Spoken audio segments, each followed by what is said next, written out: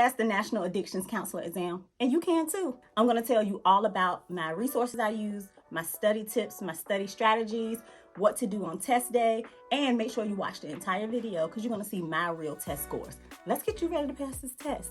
Welcome to Tisha Talks Wellness. I'm Tisha. I passed the NCAC1 in 2018, and I've been a substance abuse counselor for 5 years. I am a resident of Virginia. This is the test we are required to take to become a certified substance abuse counselor. The NCAC1 stands for National Certified Addiction Counselor Level 1. It is overseen and developed by the National Certification for Addiction Professionals. This commission works with several state boards across the country for credentialing purposes. My first tip is to start early.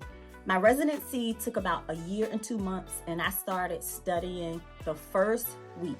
I wanted to make sure I was not cramming. I wanted to make sure that I understood the concepts of addiction counseling. I already knew that I wanted to just soak in all of the knowledge to be able to take what I learned from the textbook to what I was learning in reality. My second tip is to spend more time on the areas that you are having difficulties in.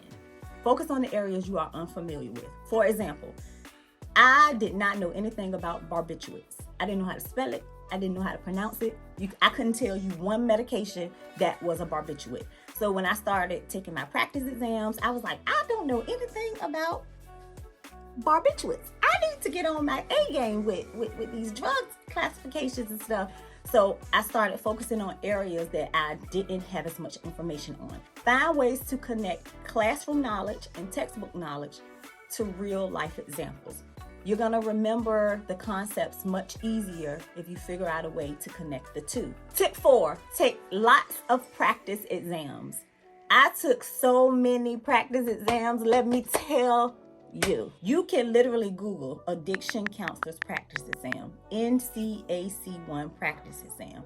And I took every single one, even if it wasn't specifically for the test that I needed here in Virginia, I would take it. Make sure you take the practice exams early because you get to see where you start, and your scores might not be as well as you want them to be, but towards the end they will get much better because of course you are working, you are learning more. Let's get to the resources I used. I used 2 resources. That's it. I used this SAMHSA Addiction Counselor Guide. It had everything in it. I don't even know how old it was. I'm sure it wasn't new, but it was so comprehensive.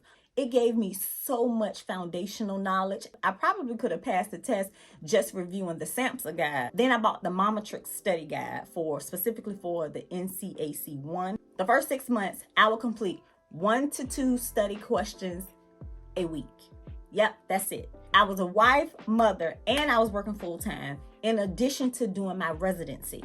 So I said, I'm only gonna do 1 to 2 questions a week, and I'm just gonna make sure whatever I learned in my residency, I'm gonna take great notes and write down what stuck out to me. I will read 1 to 2 pages from the SAMHSA Addiction Counselor Guide, and then I will jot down what connected to me. That was it. It wasn't too structured.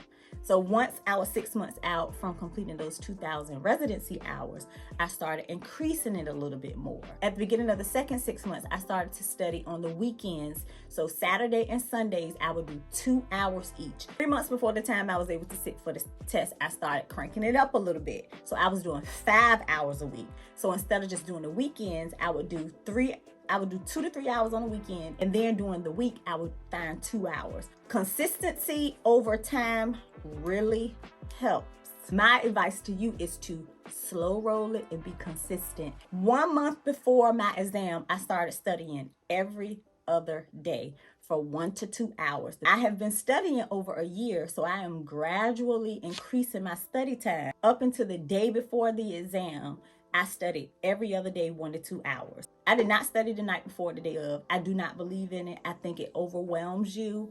It puts you into a panic. That is the reason why I like to start studying early. Start early, gradually increase. The day before and the day of, do not study. Whatever you don't know, you're not gonna know it within 24 hours. My tip for test day has nothing to do with studying. It has everything to do with intentional self-care. Make sure you get at least 7 hours of sleep. Make sure you hydrate.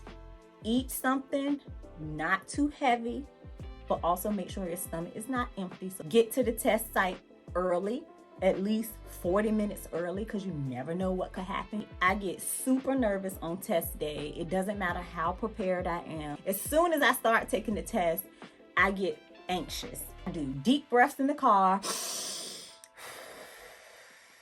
Positive affirmation. I am so happy that I passed this exam.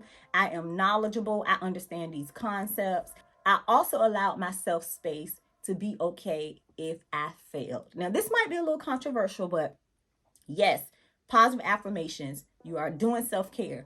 You have confidence. You want to pass. However, I always tell myself, if you don't pass, it's not the end of the world. You're going to take it again. Let's get ready to look at my test scores. If you notice, I did not pass with flying colors. I did not. I passed. I did the best in 2 categories. I'm gonna put the actual scores up here so you'll be able to see what categories I did in. I remember doing 80% in 2 categories.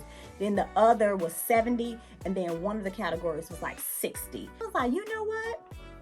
I passed the National Addictions Counselor exam on the first try. Take my tips and go pass your test. Go pass your test, and whether you score a 71 or a 99, you have passed, and you will be all right, and you will be a great addictions counselor, substance abuse counselor, drug counselor, whatever you call it. If I've helped you in any way, please drop a green heart in the comment section. Thank you so much for watching. I'll see you soon.